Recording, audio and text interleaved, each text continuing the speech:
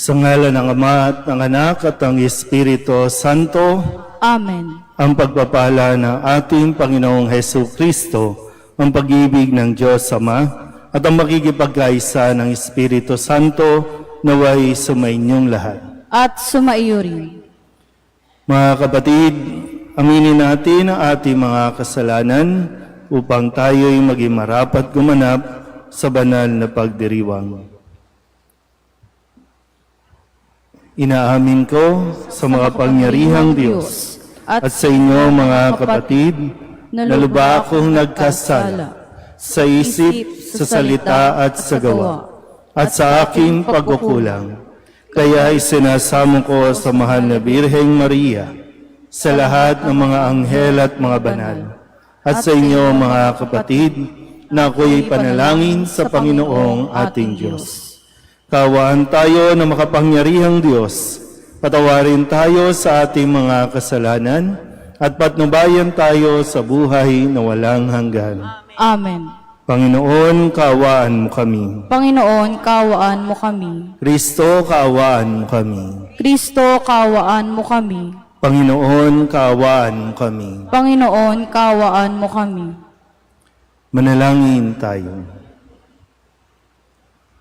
Ama naming makapangyarihan, kalugdan mo kami at pagbigyan na magkamit ng kaloob mong karagdagan upang sa maalab naming pananalig, pag-asa at pag-ibig, kami mamalaging tumatalima sa iyong kautusan sa pamamagitan ni Hesu Kristo kasama ng Espiritu Santo magpasawalang hanggan. Amen.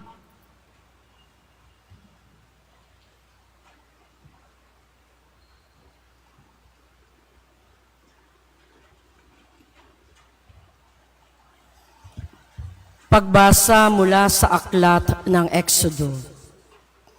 Noong mga araw na iyon, nang makarating sa Paraon ang balita tungkol sa pag-alis ng mga Israelita, nagbago siya ng isip, pati ang kanyang mga tauhan. Sinabi nila, bakit natin pinayagang umalis ang mga Israelita? Di wala nang maglilingkod sa atin. Ipinahanda ng Paraon ang kanyang mga karwahing pandigma at kanyang mga kawal. Ang dala niya ay 600 piling karwahing pandigma, kasama ang lahat ng karwahe sa buong Ehipto. Bawat isa'y may sakay na punong kawal. Ang Paraon ay pinagmatigas ng Panginoon at hinabol niya ang mga Israelita na nooy naglalakbay na sa pamamatnubay niya. Hinabol nga ng mga Ehipsyo na mga kawal ng Paraon, sakay ng kanilang karwahe. Inabot nila ang mga Israelita sa tabing dagat, malapit sa Pihahirot, sa tapat ng Baal-Zephon. Pinagharian na matinding takot ang mga Israelita nang makita nilang dumarating ang Paraon at ang mga Ehipsyo. Kaya dumaing sila sa Panginoon. Sinabi nila kay Moises, wala na bang mapaglilibingan sa amin, Ehipto? Kaya kami dinala sa ilang para dito mamatay? Inalis mo kami sa Ehipto. Tingnan mo ang nangyari. Hindi ba't bago tayo umalis ay sinabi na namin sa iyo na ganito ang aming sasapitin? Sinabi na namin sa iyo na huwag kaming pakialaman at pabayaan na kaming manatiling alipin ng mga Ehipsyo, sapagkat ibig pa namin ang manatiling alipin kaysa mamatay dito sa ilang. Sumagot si Moises, lakasan ninyo ang inyong loob, huwag kayong matakot. Tingnan na lang ninyo kung paano kayo ililigtas ng Panginoon. Hindi na ninyo makikita uli ang mga Ehipsyong yan. Ipagtatanggol kayo ng Panginoon, wala kayong gagawing anuman. Sinabi ng Panginoon kay Moises, bakit mo ako tinatawag? Palakarin mo ang mga Israelita. Itapat mo sa ibabaw ng dagat ang iyong tungkod. Mahahati ang tubig at matutuyo ang lalakaran ninyo. Lalo kong pagmamatigasin ang mga Ehipsyo at pasusundan ko kayo sa kanila. Ngunit doon ko sila lilipulin. Ang mga Ehipsyo, ang mga kawal ng paraon, pati ang kanilang mga karwahe. Ipakikita ko sa kanila ang aking kapangyarihan. Sa gayon, malalaman ng mga Ehipsyong iyan na ako ang Panginoon. Ang salita ng Diyos. Salamat sa Diyos. Poon ay ating awitan sa kinamtan niyang tagumpay. Poon ay ating awitan sa kinamtan niyang tagumpay. Ang Panginooy ating ngayong awitan sa kanyang kinamtang dakilang tagumpay.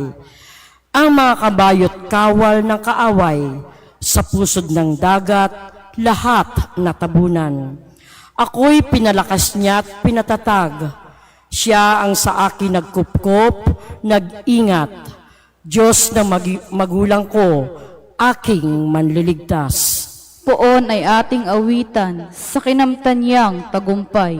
Siya'y mandirigma na walang kapantay. Panginooy kanyang pangalan. Nang ang mga kawal ng paraon sa dagat na mga tambo ay nangagsilit-sulong. Ang lahat ng ito ay kanyang nilunod, pati na sa sakyay kanyang pinalubog. Poon ay ating awitan sa kinamtan niyang tagumpay. Sila'y natabunan ng alon sa dagat, tulad nila'y batong lumubog kaagad. Ang mga bisig mo ay walang katulad, walang katulad, walang kasinlakas. Sa isang hampas mo, kaaway nangalat, nangadurog man din sa iyong mga palad. Poon ay ating awitan sa kinamtan niyang tagumpay. Magsitayo po ang lahat.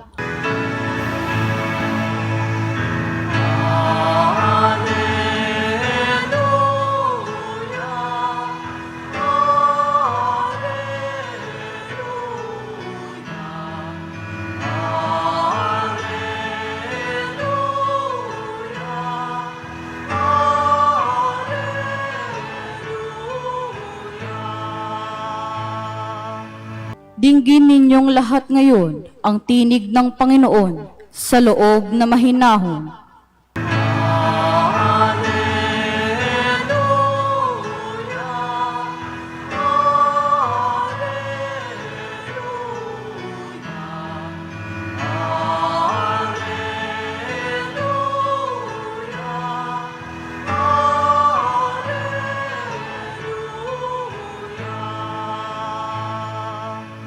Sumainyo ang Panginoon. At sumaiyo rin. Ang mabuting balita ng Panginoon ayon kay San Mateo. Papuri sa iyo, Panginoon.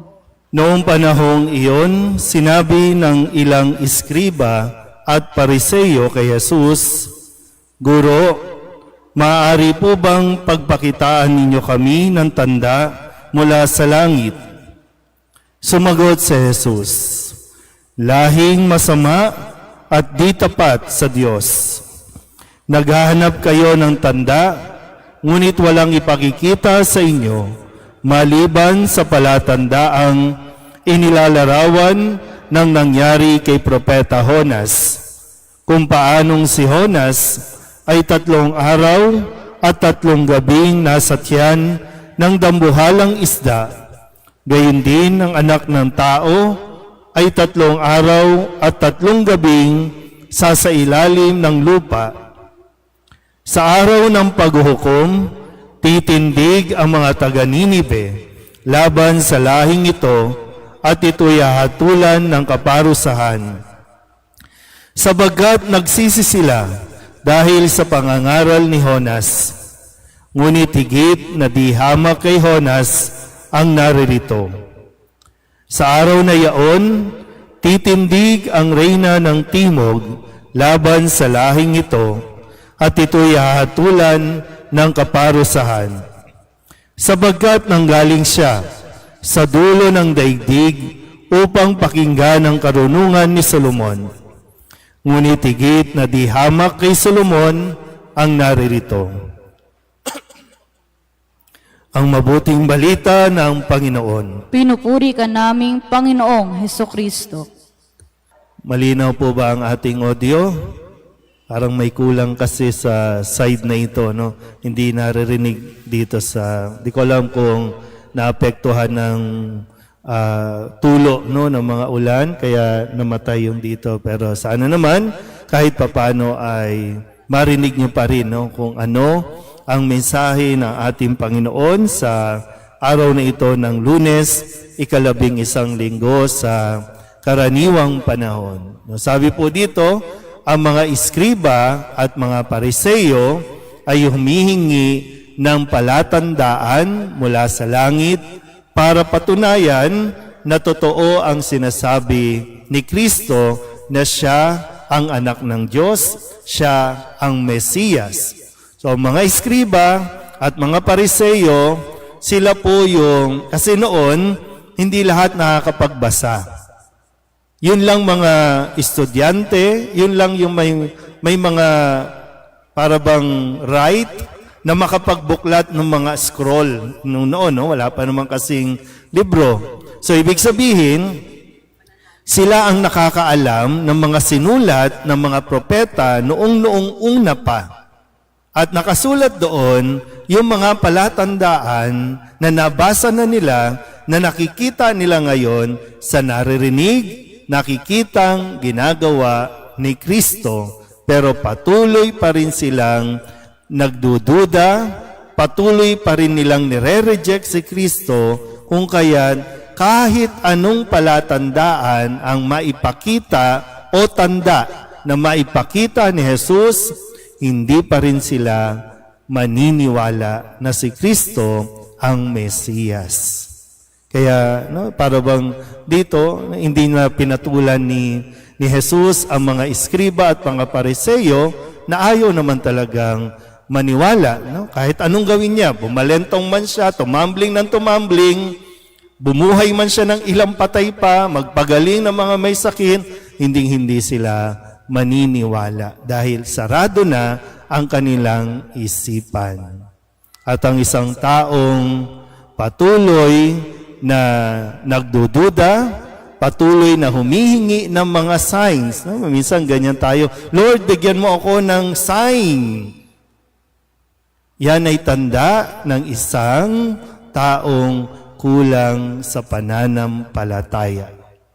Hindi tayo pwedeng mabuhay na hingi tayo ng hingi na kung tutuusin ay nandiyan na. Nakikita mo na ang epekto, nakikita mo na kung ano ang naidudulot, pero hingi ka pa rin ng hingi ng sign, isa kang mahinang nilalang. Kaya nga sa sitwasyon natin ngayon, no? Kahit ilang bagyo, ilang taon na ang dumaan, alam na natin at nakikita na natin, hindi solusyon ang itaas mo ang kalye. Hindi solusyon ang hukayin mo o hukayin lang. Kasi di ba, hinuhukay lang naman yung kalye, gumagawa lang ng ipunan ng tubig, kaya kapag ganito kalakas ang ulan, aapaw at aapaw, babaha pa rin dahil walang daluyan. Nakikita mo na yung sign. Pero hindi ka naniniwala na mayroong climate change. Nakikita mo na yung sign na patuloy nating abusuhin ang kalikasan, kaya ngayon ang dami na ulit lubog. Pero hindi tayo naniniwala.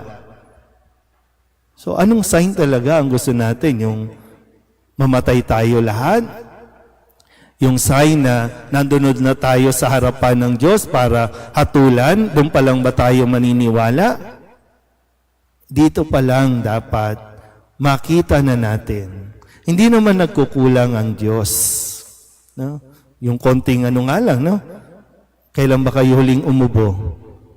Ha? Uy. Pag ubo ka na ng ubo, sign na yan. Ha? Sign na yan. Di ba? Pag sumasakit na yung balakang mo, sign na yan, tumatanda ka na. Yun nga lang, pagputi ng buhok natin, sign na yan. Pero hindi natin matanggap-tanggap na tumatanda na tayo. Ang dami ng sign. Di ba? Deny pa tayo ng deny. Andiyan na yung mga sign. Pero, no, andyan nga lang, yung makipag-chat ka nga lang, sign na yan. Masisira ang pamilya mo pag itinuloy mo yan. Sign na yan, pero hindi ka naniwala, and entertain mo pa rin. Tapos pag nangyari na, Lord, bakit mo kami pinabayaan? Di ba ganyan ang lagi nating buntong hininga? Lord, bakit naman ganito?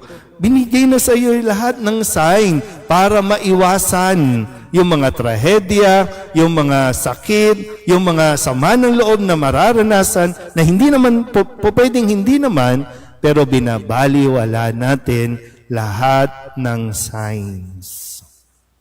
So anong sign talaga ang gusto mo? Ano bang trip mong sign? Pero nandito, kahit nga dito sa misa natin, iba nagtatanong pa rin, mahal ba ako ng Diyos? Andiyan na yung sign.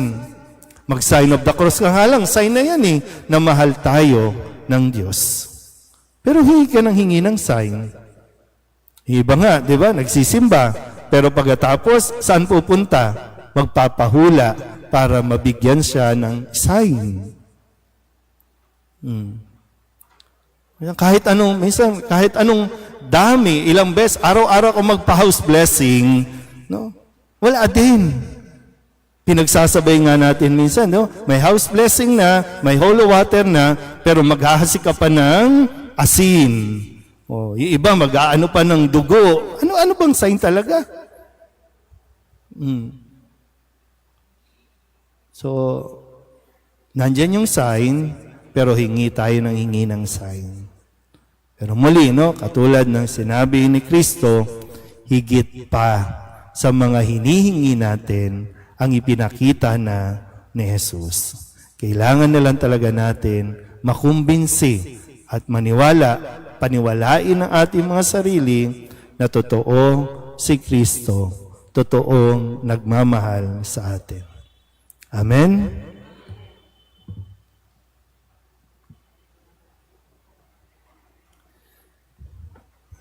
Magsitayo ang lahat. Natuklasan ni Jonas na walang makatatakas sa Panginoon. Idalangin natin sa Diyos Ama na bigyan tayo ng biyayang makapagbagong buhay at matatag na manalig kay Kristo na tumatawag sa atin sa pagbabalik loob. Ang ating pong itutugon, Panginoon, dinggin mo ang aming panalangin. Panginoon, dinggin mo ang aming panalangin. Ang simbahan, naway ipahayag ng walang kapaguran ang mensahe ng Diyos ng pagbabalik loob sa mga nagkahanap sa Panginoon ng may malinis na puso.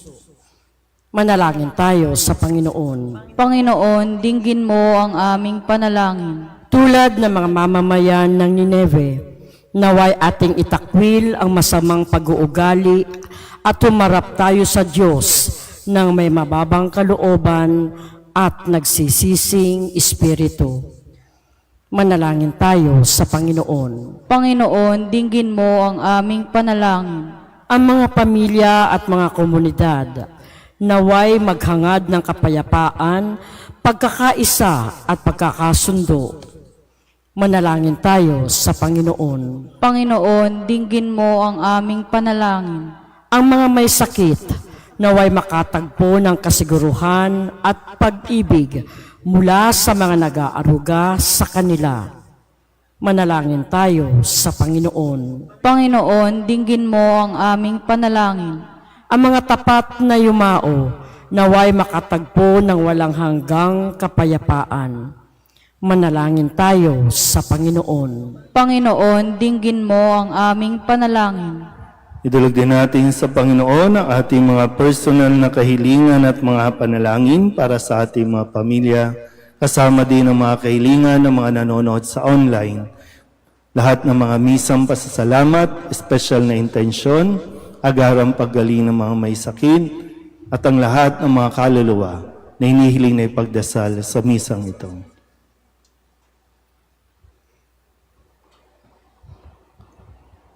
Ang lahat ng ito hinihiling namin sa ngalan ni Kristo ang aming Panginoon. Amen.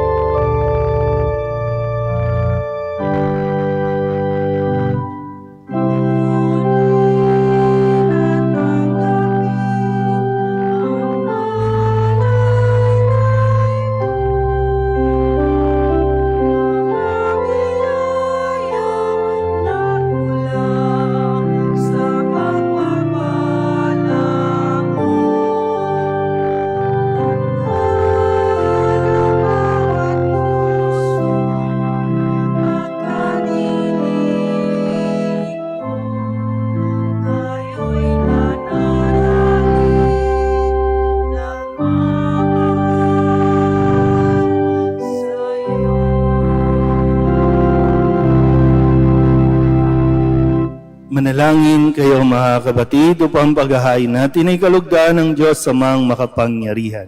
Tanggapin nawa ng Panginoon itong paghahain sa iyong mga kamay, sa kapurihan niya at karangalan, sa ating kapakinabangan, at sa buong sambayanan niyang banal. Ama naming lamika, lahat ng iyong mga paghahain, ipinag-utos noong araw ay iyong pinagtibay sa isang haing hantungan ng tanan.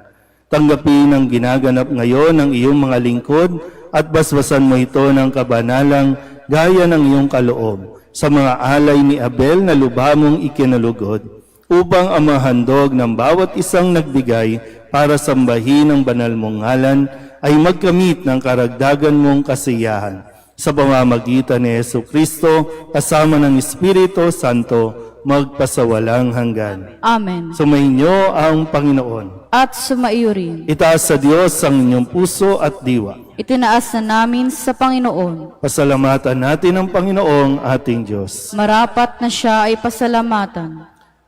Ama naming makapangyarihan, tunay nga marapat na ikaw ay aming pasalamatan.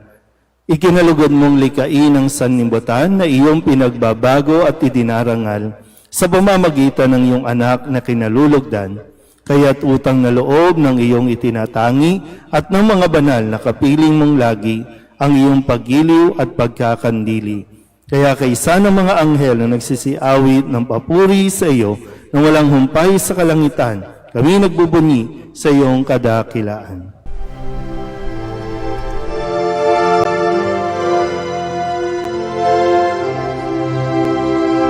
Santo, Santo, Santo, Panginoong Diyos makapangyarihan, napupuno ang langit at lupa ng kalwalhatian mo.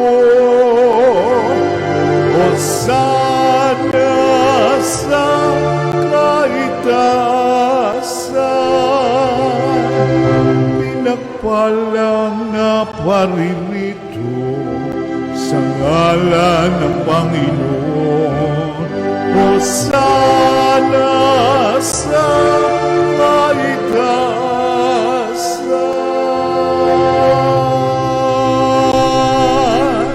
Ama naming banal, ikaw ang bukal ng tanang kabanalan. Kaya't sa pamamagitan ng iyong Espiritu, gawin mong banal ang kaloob na ito upang para sa aming maging katawan at dugo ng aming Panginoong Heso Kristo. Bago niya pinagtiis ang kusang loob na maging handog, inawakan niya ang tinapay, pinasalamatan kaniya, pinaghati-hati niya iyon, iniabot sa kanyang mga alagad at sinabi, "Tanggapin ninyong lahat ito at kanin, ito ang aking katawan na ihahandog para sa inyo."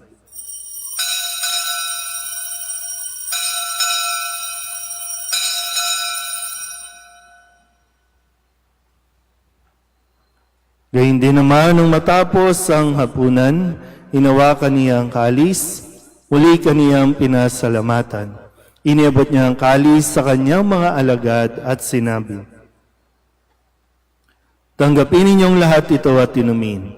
Ito ang kalis ng aking dugo, ng bago at walang hanggan tipan.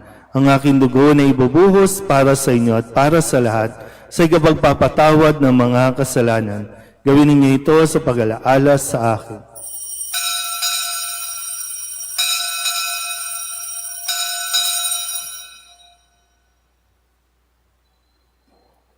Ipagbunyi natin ang misteryo ng pananampalataya. Si Kristo'y namatay, si Kristo'y nabuhay, si Kristo'y babalik sa wakas ng panahon. Ama, ginagawa namin ngayon ang pag-alaala sa pagkamatay at muling pagkabuhay ng iyong anak. Kaya tiniaalay namin sa iyo ang tinapay na nagbibigay buhay at ang kalis na nagkakaloob ng kaligtasan. Kami nagpapasalamat dahil kami iyong minarapat na tumayo sa harap mo para maglingkod sa iyo. Isinasamo namin kami magsasalo-salo sa katawan at dugo ni Kristo ay mabuklod sa pagkakaisa sa pamamagitan ng Espiritu Santo. Ama, lingapin mo ang iyong simbahang laganap sa buong daigdig. Puspusin mo kami sa pag-ibig, kaysa ni Leon na aming Papa at ni Jose na aming Obispo at ng Tanang Kaparian. Alalahanin mo rin ang mga kapatid naming nahimlay na may pag-asang sila'y muling mabubuhay, gayon din ang lahat ng mga pumanaw. Kawaan mo sila at patuloyin sa iyong kaliwanagan. Kawaan mo at pagindapating kaming lahat na makasalo sa iyong buhay na walang wakas. Kaysa ng mahal na Birheng Maria na Ina ng Diyos, ng kabiyak ng puso niyang sa San Jose, kaysa ng mga apostol at ng lahat ng mga banal na namuhay dito sa daigdig ng kalugod-lugod sa iyo, maipagdiwang nawa namin ang papupuri sa ikararangal mo sa pamamagitan ng iyong anak na aming Panginoong Heso Kristo. Sa pamamagitan ni Kristo, kasama niya sa Kanya, ang lahat ng parangal at papuri ay sa iyo, Diyos Amang makapangyarihan, kasama ng Espiritu Santo, magpasawalang hanggan.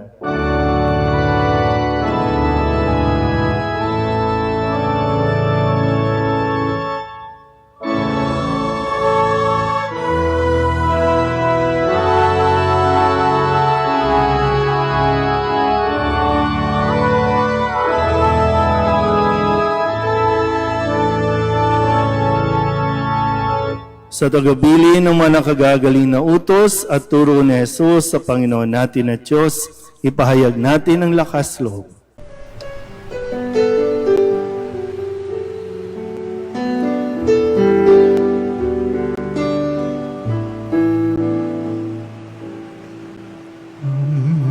namin sumasalang ka, sambahin ang ngalan mo, mapasamin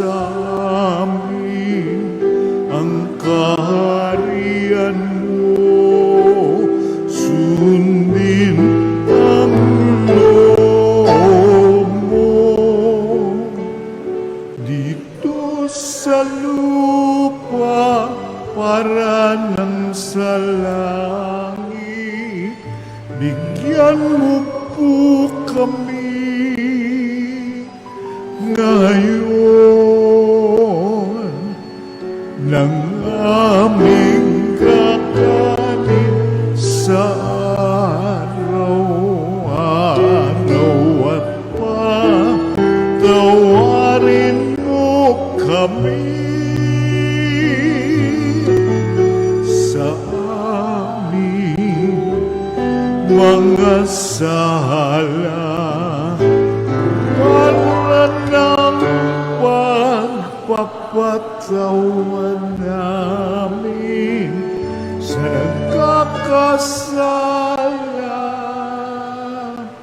sa amin, at huwag mo kaming ipagdulot sa tukso, at yadya mo kami sa lahat ng masama. Hinihiling namin kami iadya sa lahat ng masama, pagkalooban ng kapayapaan araw-araw, iligtas sa kasalanan, at ilayo sa lahat ng kapahamakan. Samantalang aming pinananabikan ang dakilang araw ng pagpapahayag ng tagapagligtas naming si Heso Kristo. Sapagkat iyo ang kaharian at ang kapangyarihan at ang kapurihan magpakailanman. Amen. Panginoong Heso Kristo, sinabi mo sa iyong mga apostol, kapayapaan ang iniiwan ko sa inyo, Ang aking kapayapaan ang binibigay ko sa inyo. Tunghayan mo ang aming pananampalataya at huwag ang aming mga pagkakasala. Pagalooban mo kami ng kapayapaan at pagkakaisa ayon sa iyong kalooban, kasama ng Espiritu Santo, magpasawalang hanggan. Amen. Ang kapayapaan ng Panginoon ay laging sumainyo. At sumaiyo rin. Mabigayan po tayo ng kapayapaan sa isa't isa.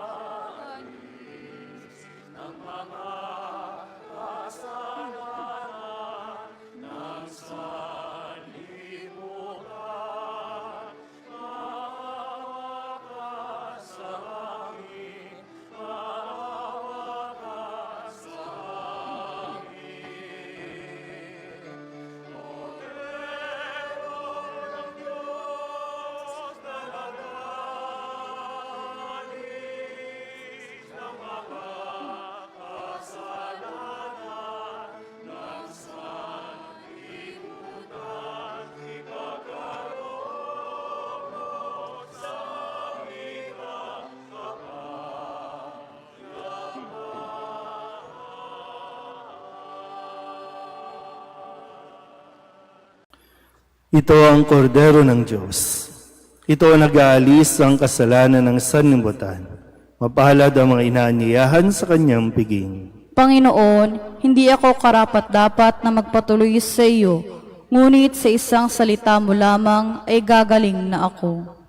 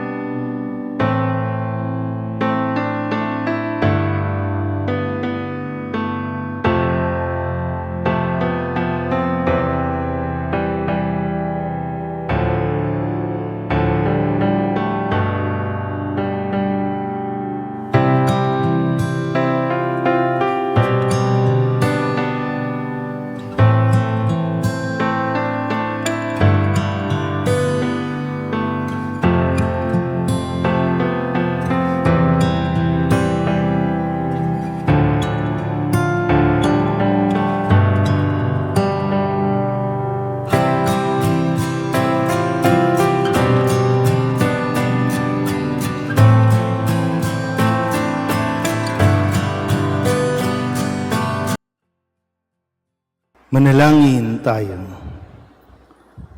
Ama naming mapagmahal, manatili kang kapiling ng iyong sambayanan na ngayoy pinapakinabang mo sa iyong sariling buhay at gawin mong kami pasulong na makahakbang mula sa dati naming pagkamakasalanan patungo sa pagbabagong nagdudulot ng iyong kabutihan sa pamamagitan ni Jesucristo kasama ng Espiritu Santo magpasawalang hanggan. Amen. Sumainyo ang Panginoon At sumaiyo rin. at pagpalain kayo ng makapangyarihang Diyos, Ama at Anak at Espiritu Santo. Amen. Tapos ang banal na misa, humayo tayo sa kapayapaan ni Kristo.